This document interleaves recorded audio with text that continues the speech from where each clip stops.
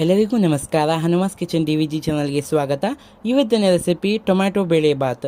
ಈರುಳ್ಳಿ ಇಲ್ಲ ಅಂತಂದರೆ ಯಾವ ರೆಸಿಪಿ ಮಾಡಬೇಕು ಅಂತಂದರೆ ಈ ಟೊಮೆಟೊ ಬೇಳೆ ಬಾತನ್ನು ನಾವು ಮಾಡ್ಕೋಬೋದು. ಆಮೇಲೆ ಇದನ್ನ ಬಿಸಿ ಬಿಸಿ ಹಪ್ಪಳದ ಜೊತೆ ಸರ್ವ್ ಮಾಡಿದಂತೂ ಇನ್ನೂ ರುಚಿಯಾಗಿರುತ್ತೆ. ಇದಕ್ಕೆ ಬೇಕಾಗಿರೋ ಇಂಗ್ರೀಡಿಯೆಂಟ್ಸ್ ಯಾವ್ಯಾವ ಅಂತ ನೋಡ್ಕೊಳ್ಳೋಣ.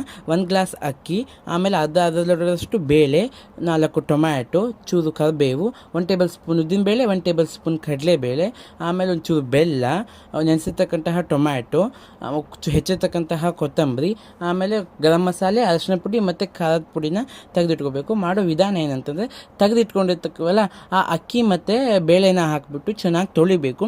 ಇವೆರಡನ್ನೂ ನಾವು ಚೆನ್ನಾಗಿ ತೊಳೆದ ಮೇಲೆ ಇದಕ್ಕೆ 2.5 ಲೋಟದಷ್ಟು ಅದೇ ಕಪ್ಪಲ್ಲಿ ಅಳತೆ ಮಾಡಿ ನೀರನ್ನು ಹಾಕಬೇಕು.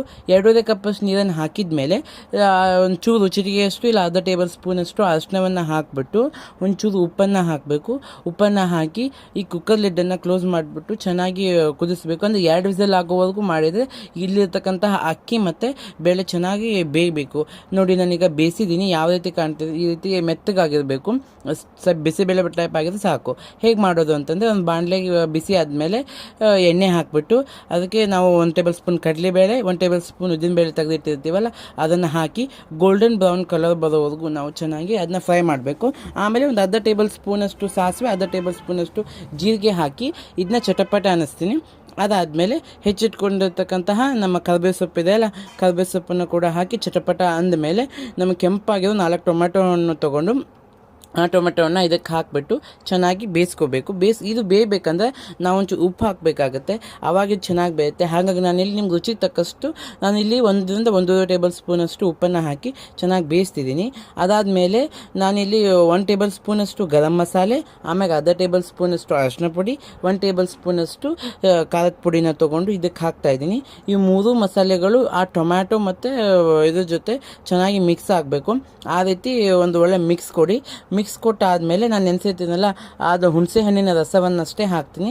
ಹುಣಸೆ ಹಣ್ಣಿನ ರಸ ಹಾಕಿ ಈ ಹುಣಸೆ ಹಣ್ಣಿನ ರಸ ಕೂಡ ಎಲ್ಲ ಮಿಕ್ಸ್ ಆಗೋ ರೀತಿ ಚೆನ್ನಾಗಿ ಮಿಕ್ಸ್ ಮಾಡಿಬಿಟ್ಟು ಚೆನ್ನಾಗಿ ಕುದಿಬೇಕಿದು. ಒಂದೊಳ್ಳೆ ಕುದಿ ಬಂದ ಮೇಲೆ ನಾವು ಇದಕ್ಕೆ ನೆಕ್ಸ್ಟ್ ಒಂಚೂರು ಬೆಲ್ಲ ಹಾಕಬೇಕು. ಆಮೇಲೆ ನಾವು 1ರಿಂದ 1.5 ಟೇಬಲ್ ಸ್ಪೂನಷ್ಟು ಸಾಂಬಾರು ಪುಡಿ ಇರುತ್ತಲ್ಲ ಆ ಸಾಂಬಾರು ಪೌಡರನ್ನು ಹಾಕಿ ಚೆನ್ನಾಗಿ ಮಿಕ್ಸ್ ಮಾಡಬೇಕು. ಚೆನ್ನಾಗಿ ಮಿಕ್ಸ್ ಮಾಡಿ ಆಮೇಲೆ ನಮಗೆ ನಾನು ಅರ್ಧ ಲೋಟದಷ್ಟು ಇಲ್ಲ 3/4 ಕಪ್ಪಷ್ಟು ನೀರನ್ನು ಹಾಕಬೇಕು.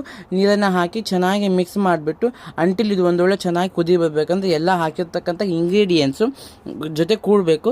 ಆ ರೀತಿಯಾಗಿ ಕುದ ನಂತರ ನಾವು ಮೊದಲೇ ಬೇಯಿಸಿಟ್ಕೊಂಡಿರ್ತೀವಲ್ಲ ಅನ್ನ ಮತ್ತು ಬೇಳೆನ, ಆ ಅನ್ನ ಮತ್ತು ಬೇಳೆನ ಇದಕ್ಕೆ ಹಾಕಿ ಯಾವುದೇ ರೀತಿಯಾದಂಥ ಸಪ್ರೇಟ್ ಇರಲಿಲ್ಲಂಗೆ ಚೆನ್ನಾಗಿ ಬೇಕಂದರೆ ನೀರು ಹಾಕ್ಕೊಂಡು ಚೆನ್ನಾಗಿ ಮಿಕ್ಸ್ ಮಾಡಬೇಕು.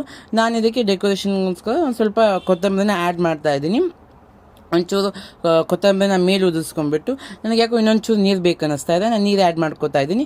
ನಿಮ್ಮ ಕನ್ಸಿಸ್ಟೆನ್ಸಿ ಹೇಗೆ ಬೇಕಾಗಿರುತ್ತೋ ಆ ಕನ್ಸಿಸ್ಟೆನ್ಸಿ ಟೈಪಲ್ಲಿ ನೀವು ನೀರನ್ನು ಹಾಕ್ಬಿಟ್ರೆ ನಮ್ಮ ಬಿಸಿ ಬಿಸಿ ಟೊಮ್ಯಾಟೊ ಬೇಳೆ ಬಾತ್